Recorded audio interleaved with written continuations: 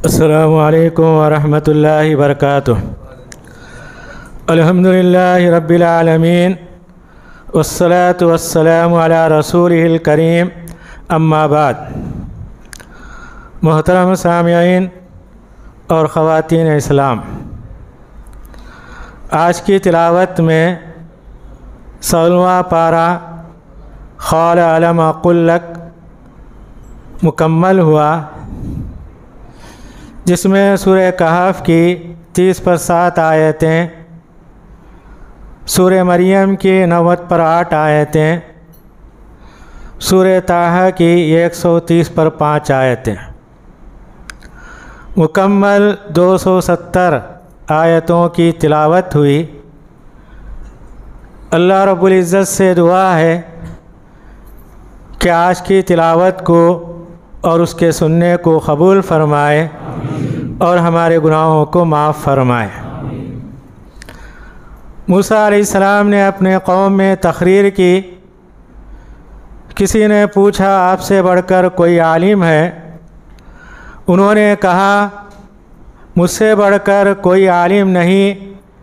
نبی ہونے کے اعتبار سے انہوں نے کہا تو اللہ تعالیٰ کو یہ بات پسند نہیں آئی، تو اللہ تعالیٰ نے کہا میرا ایک بندہ جس کا نام خضر ہے وہ تم سے بڑھ کے عالم ہے۔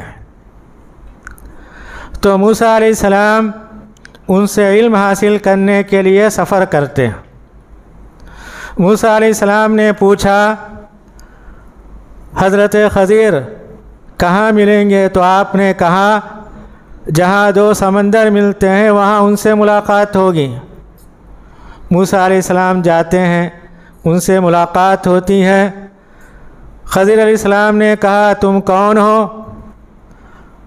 تو موسیٰ علیہ السلام نے کہا میں موسیٰ ہوں۔ خضر علیہ السلام نے پوچھا کون موسیٰ؟ تو موسیٰ علیہ السلام نے کہا بنی اسرائیل کا موسیٰ جو اللہ کا پیغمبر ہے۔ تو اس سے معلوم ہوا لوگوں کے اندر یہ عقیدہ ہے حضرت خضر علیہ السلام زندہ ہے، غیب کا علم جانتے ہیں۔ اگر ان کو غیب کا علم ہوتا تو موسیٰ علیہ السلام سے سوال نہیں کرتے، یہ نہیں پوچھتے کون موسیٰ، کہاں سے آئے ہوں۔ تو موسیٰ علیہ السلام نے ان سے کہا میں تم سے علم حاصل کرنے کے لیے آیا ہوں۔ خضر علیہ السلام نے کہا تم میرے ساتھ نہیں رہ سکتے، تم صبر نہیں کر سکتے، اور انہوں نے کہا کہ تم کون ہے مجھے معلوم نہیں، تمہارے بارے میں میرا تجربہ نہیں، میں تم کو اپنا شاگرد کیسے بناؤں؟ تو موسیٰ علیہ السلام نے کہا میں آپ کی پیروی کروں گا، آپ کی نافرمانی نہیں کروں گا، انشاءاللہ میں صبر کا پیمانہ تمہارے سامنے پیش کروں گا۔ تو خضر علیہ السلام نے کہا ٹھیک ہے، میں جو بھی کام کروں گا کوئی سوال نہیں کرنا، کام ہونے کے بعد اس کے بارے میں بتاؤں گا۔ دونوں نکلے، کشتی میں سوار ہوئے۔ تھوڑی دیر کے بعد خضر علیہ السلام کشتی کو توڑنے لگے۔ موسیٰ علیہ السلام کو غصہ آ گیا۔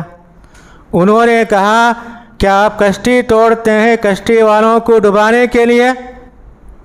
خضر علیہ السلام نے کہا میں تم سے کہا تھا میں جو بھی کام کروں گا سوال نہیں کرنا۔ تو موسیٰ علیہ السلام معذرت پیش کرتے ہیں، پھر کشتی سے اترتے ہیں، ایک بچہ کھیلتا ہے اس کی گردن الگ کر دیتے ہیں۔ موسیٰ علیہ السلام نے اعتراض کیا۔ خضر علیہ السلام نے کہا میں تم سے کہا تھا میں جو بھی کام کروں گا کچھ نہیں کہنا۔ معافی چاہتے ہیں، پھر آگے بڑھتے ہیں، ایک گاؤں میں جاتے ہیں، کھانا طلب کرتے ہیں، گاؤں والے کچھ نہیں دیتے ہیں۔ گاؤں سے باہر آتے ہیں، ایک دیوار گرنے کے قریب ہوتی ہے۔ خضر علیہ السلام کہتے ہیں چلو دونوں مل کر دیوار اٹھائیں گے۔ دیوار اٹھاتے ہیں تو موسیٰ علیہ السلام کو غصہ آیا، گاؤں والے کھانا نہیں دیے، کم سے کم اجرت لے کر دیوار اٹھا لے تو ہمارا فائدہ ہوتا۔ خضر علیہ السلام نے کہا اب تمہارا میرا آگے نہیں چل سکتا، اس لیے یہیں ختم کر دیتے ہیں۔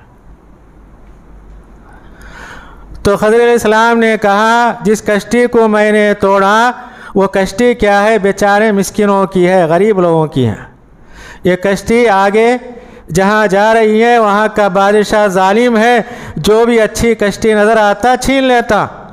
میں اس کشتی کو عیبدار بنایا تاکہ یہ مسکین روزانہ کشتی سے مزدوری کماتے ہیں، ان کی مزدوری کے لیے میں نے کشتی کو عیبدار بنایا۔ پھر انہوں نے کہا جس بچے کو میں نے ختم کیا اس کے ماں باپ کیا ہے؟ نیک ہے، مومن ہے۔ یہ بچہ بڑا ہو کر ان کی نافرمانی کرنے والا ہے، اللہ کے حکم سے میں اسے ختم کر دیا، اور اللہ تعالیٰ اس بچے کے جگہ دوسرا بچہ دینے والا ہے۔ اور تیسرا جو دیوار کا واقعہ ہے تو خضر علیہ السلام نے کہا اس دیوار کے نیچے 2 یتیم بچوں کا خزانہ ہے، باپ مرنے سے پہلے اللہ سے دعا کیا تھا یہ خزانہ میرے بچوں کو پہنچا دیں، جبکہ گاؤں والے پورے بخیل، اگر دیوار گر جاتی سارا خزانہ اٹھا کے لے جاتے۔ تو خضر علیہ السلام نے کہا جو کچھ میں نے کیا اللہ کے حکم پر کیا۔ اس سے یہ بات معلوم ہوئی موسیٰ علیہ السلام کو ظاہر کا علم تھا، خضر علیہ السلام کو باطن کا علم تھا۔ جو چیز سامنے نظر آتی موسیٰ علیہ السلام اس کے بارے میں جانتے تھے، جس چیز کے اندر حقیقت کیا ہے وہ علم اللہ تعالیٰ ان کو نہیں دیا، اسی لیے اللہ تعالیٰ نے کہا تم سے بڑھ کر ایک عالم ہے۔ نبی کریم صلی اللہ علیہ وسلم نے کہا اللہ تعالیٰ موسیٰ علیہ السلام پر رحم کرے، اگر وہ سفر میں صبر کرتے ہیں بہت ساری اچھی باتیں ہمارے سامنے آتی۔ 3 باتوں میں ان کی دوستی الگ ہو گئی صبر نہ کرنے کی وجہ سے۔ اس کے بعد اللہ تعالیٰ نے ذوالقرنین جو بڑا بادشاہ تھا، نیک تھا، اللہ تعالیٰ اسے دنیا کی حکومت دی، مغرب کی طرف فتح کرتے ہوئے گاؤں کو جہاں سورج ڈوبتا ہے وہاں تک پہنچ گیا۔ پھر انہوں نے دوسرا سفر کیا مشرق کا، جہاں سورج نکلتا ہے وہ سارے گاؤں فتح کرتے کرتے مشرق تک چلے گئے، سورج نکلتے ہوئے دیکھا۔ تیسرا سفر انہوں نے 2 پہاڑوں کے درمیان کا تھا، جب دونوں پہاڑوں کے درمیان پہنچے وہاں یہ قوم آئی، انہوں نے کہا یہاں یاجوج ماجوج دونوں قوم ہیں نہیں یہاں سے آتے ہیں اور ہم کو تکلیف دیتے ہیں، ان کو روکنے کے لیے آپ دیوار بنا دیجئے، ہم خرچ دینے کے لیے تیار ہیں۔ ذوالقرنین نے کہا مجھے پیسوں کی ضرورت نہیں، صرف میری مدد کرو۔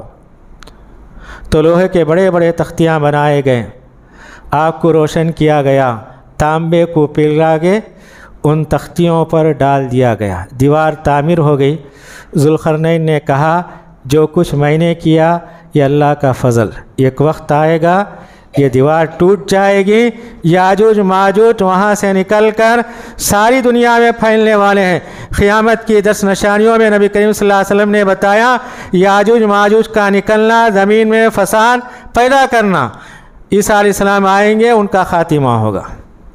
سورت کے آخر میں اللہ تعالیٰ نے جنت الفردوس کا ذکر کیا، یہ بتایا جنت الفردوس ایمان کی حالت میں نیک عمل کرنے والوں کو دی جائے گی۔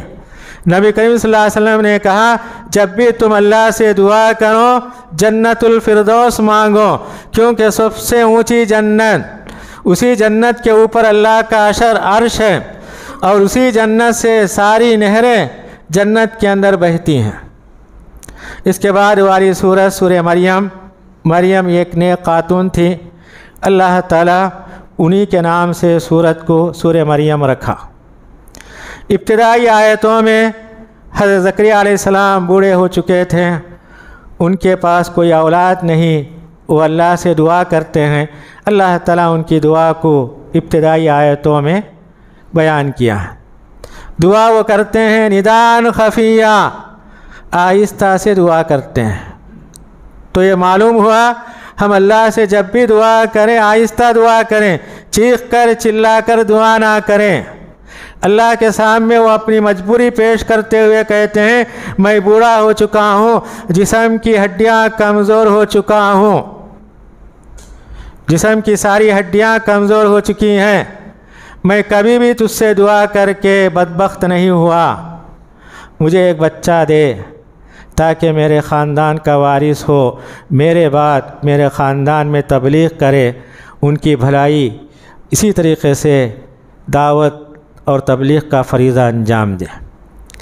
تو اللہ تعالیٰ نے ان کی دعا کو قبول کیا اور اللہ تعالیٰ نے بشارت سنائی تمہیں یحییٰ جیسا بچہ نصیب ہوگا۔ اور اللہ تعالیٰ نے یہ بھی بتایا یہ بچہ کیا ہے، اپنے ماں باپ کا فرما بردار ہوگا۔ چونکہ زکریا علیہ السلام بوڑھے تھے، بوڑھے ماں باپ کے لیے بچے نافرمان نہیں ہونا چاہیے، بچے بالکل اطاعت کرنے والے ہونا چاہیے۔ یہ بوڑھے ہیں، کہیں بچہ بڑا ہو کر نافرمان نہ ہو، تو اللہ تعالیٰ نے پہلے ہی بشارت سنائی تمہارا بچہ یحییٰ کیا ہے، تمہارا فرما بردار ہوگا۔ اس کے بعد اللہ تعالیٰ نے مریم علیہ السلام کا ذکر کیا، ان کی پاک دامنی، ان کی عفت کیسی تھی۔ اللہ تعالیٰ کہتے ہیں مسجد اقصی میں ان کا ایک خاص کمرہ تھا جہاں وہ اللہ کی عبادت کیا کرتی تھی، پردے کا اہتمام تھا۔ تو اپنے گھروں کے اندر بھی ہم عبادت کے لیے خاص جگہ متعین کرنا چاہیے ہمارے ماں اور بہنوں کے لیے، جس طریقے سے مریم علیہ السلام کا کمرہ تھا۔ آج کل ہم اس بات کو نظر انداز کر دیتے ہیں، نئے گھر لیتے ہیں، ہمارا یہ ذہن اس طرف نہیں جاتا۔ اس کے بعد اللہ تعالیٰ کہتے ہیں جب وہ اپنے کمرے میں تھی، جبرائیل علیہ السلام انسان کی شکل میں آتے ہیں، اجنبی آدمی کو دیکھ کر پریشان ہو جاتی ہیں۔ قالت انی اعوذ بالرحمن منک ان کنت تقیا، مریم علیہ السلام کہتی ہیں میں تجھ سے اللہ کی پناہ مانگتی ہوں اگر تو پرہیزگار ہے۔ جبرائیل علیہ السلام نے کہا میں اللہ، اور اللہ تعالیٰ تمہیں ایک لڑکے کی بشارت سناتا ہے۔ مریم علیہ السلام نے کہا مجھے لڑکا کیسے ہو سکتا ہے، آج تک مجھے کسی انسان نے نہیں چھوا۔ جبرائیل علیہ السلام نے کہا یہ اللہ کا حکم ہے۔ تو اس کے بعد جب عیسیٰ علیہ السلام کی پیدائش ہوتی ہے گھبرا جاتی ہے، فطری بات ہے۔ تو اللہ تعالیٰ نے کہا بچے کو لے کر جب تم قوم کے پاس جاؤ بات مت کرو، لوگوں سے یہ کہہ دینا آج میں روزے سے ہوں، اگر کوئی پوچھے تو بچے کی طرف اشارہ کر دینا۔ تو مریم علیہ السلام بچے کو لے کر قوم میں جاتی ہیں، قوم والے جو طعنہ دیتے ہیں اللہ تعالیٰ اسے بھی بیان کیا۔ انہوں نے کہا اے ہارون کی بہن، ہارون علیہ السلام جو اللہ کے پیغمبر تھے اسی خاندان سے مریم علیہ السلام تھی، یہ تم نے کیا کام کیا؟ انہوں نے کہا تمہارا باپ کیا تھا، نیک آدمی تھا، تمہاری ماں بدکار نہیں تھی۔ دنیا کے اندر اگر کوئی برائی کرتا ہے سب سے پہلے بھائی کا حوالہ دیتے ہیں، اس کے بعد ماں باپ کا حوالہ دیتے ہیں۔ تمہارے ماں باپ ایسے نہیں تھے، تمہارے بھائی بہن ایسے نہیں تھے، تم نے یہ کام کیوں کیا؟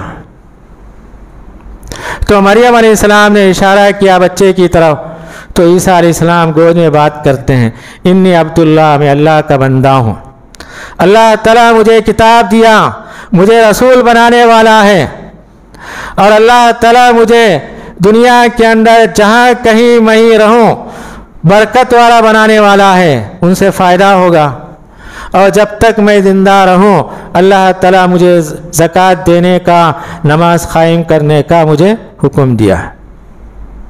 پھر اللہ تعالیٰ نے عیسیٰ علیہ السلام کے تعلق سے یہ بات بھی بتایا، عیسیٰ علیہ السلام اپنی والدہ کی اطاعت کرنے والے تھے، کیونکہ بغیر باپ کے پیدا ہوئے، ماں ان کے لیے سہارا تھی، تو اللہ تعالیٰ نے کہا عیسیٰ علیہ السلام اپنی والدہ کے لیے اطاعت گزار تھے۔ اس کے بعد اللہ تعالیٰ نے چند پیغمبروں کا ذکر کیا، سب سے پہلے ابراہیم علیہ السلام کا ذکر کرتے ہیں۔ اللہ تعالیٰ ان کی تعریف بیان کرتے ہوئے کہتے ہیں انہ کان صدیقا نبیّا، سچے پیغمبر تھے، سچائی کا اثر ایسا تھا اللہ تعالیٰ ان کے خاندان میں جتنے پیغمبر آئے اللہ تعالیٰ نے ان کو بھی سچا بنایا۔ اسحاق علیہ السلام سچے پیغمبر تھے، یعقوب علیہ السلام سچے پیغمبر تھے، اسماعیل علیہ السلام سچے پیغمبر تھے، اور اس سے پہلے ادریس علیہ السلام سچے پیغمبر تھے۔ پھر اللہ تعالیٰ نے موسیٰ علیہ السلام، ہارون علیہ السلام کا ذکر کیا۔ اسی سورہ کے اندر اللہ تعالیٰ نے یہ بتایا ہر ایک کو پل صراط پر جانا ہے۔ پل صراط کیا ہے؟ جہنم کے اوپر ایک پل ہے جو تلوار سے زیادہ تیز، بال سے زیادہ باریک، दुनिया में जैसा अमल होगा उसके ऊपर वैसे गुजरेंगे। नबी करीम सल्लल्लाहु अलैहि वसल्लम ने कहा पहले लोग जो गुजरेंगे बिजली की तरह गुजर जाएंगे और दूसरे लोग हवा की तरह गुजर जाएंगे और तीसरे लोग तेज़ रफ्तार घोड़ी की तरह गुजर जाएंगे और चौथे लोग तेज़ जानवर की तरह गुजर जाएंगे। उसके बाद नबी करीम सल्लल्लाहु अलैहि वसल्लम ने कहा दुनिया में जिसका जैसा अमल होता है उसका चलना उसका गुजरना वैसा होगा। काफिर मुशरिक पुल पे से नीचे गिर जाएंगे, नीचे जहन्नम होगी। फिर अल्लाह ताला सूरत के आखिर में ये कहते हैं सारे लोग क़यामत के दिन अकेले अकेले अल्लाह के दरबार में आएंगे। जैसा दुनिया में अकेले अकेले पैदा होकर आए इसी तरीके से सारे लोग अल्लाह के दरबार में अकेले अकेले खड़ेंगे, कोई उनके साथ नहीं होगा हिसाब किताब होने तक। और अल्लाह ताला हर एक को गिन के रखा है कितने लोग दुनिया में आए, कितने लोगों की वफ़ात हुई और कितने लोग अल्लाह के दरबार में हाजिर होने वाले हैं। इसके बाद वाली सूरह ताहा है। इब्तिदाई आयतों में अल्लाह ताला ने तौहीद का जिक्र किया। इब्तिदाई आयतों को सुन के हज़रत उमर रज़ी अल्लाह ताला अन्हु मुसलमान हुए। अपने घर से तलवार लेके निकले थे नबी करीम सल्लल्लाहु अलैहि वसल्लम को क़त्ल करने के लिए। रास्ते में किसी ने बताया कहाँ जाते हो? उन्होंने कहा कि नबी करीम सल्लल्लाहु अलैहि वसल्लम को क़त्ल करने के लिए जाता हूँ। लोगों ने कहा पहले अपने घर की खबर लो, तुम्हारे बहन और बहन भी मुसलमान हो गए। घर गए, दोनों को मारा पीटा। उन्होंने सोचा मेरे मारने के बावजूद ये कुछ भी अपनी जगह से नहीं हटते हैं, आखिर क्या बात है? उन्होंने पूछा तुम जो किताब की तिलावत कर रहे हो मुझे सुनाओ। उन्होंने कहा पहले जाके वसूल करके आओ। वसूल करके आए। उनके बहन भी हज़रत सईद सूरह ताहा की इब्तिदाई आयतें पढ़ते हैं, पढ़ने के बाद मुसलमान हो जाते हैं। इस सूरत के अंदर अल्लाह ताला ने तफसील के साथ मूसा अलैहिस्सलाम का वाक़या बयान किया। उसमें से एक बात मैं आप लोगों के सामने बयान करता हूँ। मूसा अलैहिस्सलाम को गैब का इल्म नहीं था, हमेशा उनका भरोसा अल्लाह पे था। मूसा अलैहिस्सलाम मदीन में 8 या 10 साल तक हज़रत शुएब अलैहिस्सलाम की बकरियां चराई। उसके बाद हज़रत शुएब अलैहिस्सलाम ने अपनी बेटी का निकाह उनसे कर दिया। अपनी बीवी को लेकर मदीन से निकलते हैं। सर्दी का मौसम होता है, पहाड़ पर आग नज़र आती है। अपनी बीवी से कहते हैं यहीं ठहरी रहो, मैं पहाड़ पे जाके आग लेके आता हूँ। उलमा ने कहा इसी आयत की रोशनी में अगर शौहर घर से बाहर जाता है अपनी बीवी को बोल के जाना। जैसे मूसा अलैहिस्सलाम ने कहा यहीं ठहरी रहो, मैं आग लेने के लिए जाता हूँ, क्योंकि दोनों एक घर में रहते हैं, दोनों को एक दूसरे के बारे में मालूम होना चाहिए। बीवी कहाँ जाती है, शौहर कहाँ जाती है। तो मूसा अलैहिस्सलाम पहाड़ पे गए। अल्लाह ताला ने उनसे कहा अपने जूते निकाल के वादी में आओ, क्योंकि ये पाक वादी है, कोहे तूर। तो मूसा अलैहिस्सलाम जूते निकाल के वादी में पहुंचे। अल्लाह ताला ने उनसे पूछा तुम्हारे हाथ में जो लाठी है किस काम के लिए है? मूसा अलैहिस्सलाम लाठी की तारीफ बयान करते हैं, ये लाठी ऐसी है मैं इस पर टेका लेता हूँ, बकरियों को पत्ते झड़ाता हूँ और बकरियों को हाँकने के लिए इस्तेमाल करता हूँ, बहुत सारे फ़ायदे हैं। तो अल्लाह ताला ने कहा लकड़ी को ज़मीन पर डालो। डालते ही लकड़ी अजदा बन गई, घबरा गए। तो अल्लाह ताला ने कहा घबराने की ज़रूरत नहीं, हाथ में उठा लो, लकड़ी हो गई। यही लकड़ी उनके साथ हमेशा उनके साथ लगी हुई रहती थी, अपने हाथ में रहती थी। जादूगरों का मुकाबला हुआ, सारे जादूगर रस्सी और लाठी ज़मीन पर डाल दिए, सांप बन गए। मूसा अलैहिस्सलाम के हाथ में लाठी है, चाहे तो वो कह सकते थे ये लाठी क्या है, ज़मीन पे डालने से अजदा होती। उनको गैब का इल्म नहीं था, जब तक अल्लाह ताला नहीं बोला तब तक वो लाठी ज़मीन पर नहीं डाले। जब अल्लाह ताला बोले लाठी ज़मीन पर डाले, बड़ा अजदा बन गया اور تمام سانپوں کو نگلنے لگا۔ یہی لاٹھی لے کر دریا کے قریب پہنچے، پیچھے فرعون تھا۔ اللہ تعالیٰ نے ان سے کہا لاٹھی سمندر پر مارو۔ اللہ کے کہنے کے بعد سمندر پر مارے، 12 راستے نکل گئے۔ یہی لاٹھی وادی سینا میں جہاں لوگوں نے پانی طلب کیا، ہمیں پانی چاہیے پینے کے لیے، اللہ تعالیٰ نے کہا فلاں پتھر پر لاٹھی مارو، اس سے 12 چشمے نکل گئے۔ تو موسیٰ علیہ السلام کو پہلی دفعہ بتایا گیا لاٹھی زمین پہ ڈالنے سے سجدہ ہو جاتا ہے، انہوں نے اس کے علاوہ کہیں بھی تجربہ نہیں کیا۔ یہ لاٹھی کے اندر یہ تاثیر ہے، اس میں سب کچھ کر سکتے ہیں، کبھی بھی انہوں نے لوگوں کے سامنے کرتب نہیں دکھایا۔ جب تک ان کا اللہ پر بھروسہ تھا، جب تک اللہ کا حکم نہیں آتا تھا، وہ لاٹھی کو استعمال نہیں کرتے تھے۔ اور دوسری بات، اللہ تعالیٰ اس صورت کے اندر موسیٰ علیہ السلام کے والدہ کا ذکر کیا۔ موسیٰ علیہ السلام جب پیدا ہوئے، فرعون کا آرڈر تھا بنی اسرائیل کے بچوں کو زندہ ذبح کر دو۔ موسیٰ علیہ السلام کی پیدائش ہوئی، ان کی والدہ گھبرا گئی، تو اللہ تعالیٰ ان کے دل میں الہام کیا ڈرنے کی بات نہیں، اپنے بچے کو صندوق میں ڈال کے پانی میں ڈال دو۔ انہوں نے ڈال دیا، پھر اللہ تعالیٰ اسی بچے کو دوبارہ ان کے پاس لوٹا دیا دودھ پلانے کے لیے۔ تو اللہ تعالیٰ کہتے ہیں موسیٰ علیہ السلام کے والدہ پر میرا احسان ہے، ان کے بچے کو ان کی طرف میں نے لوٹا دیا۔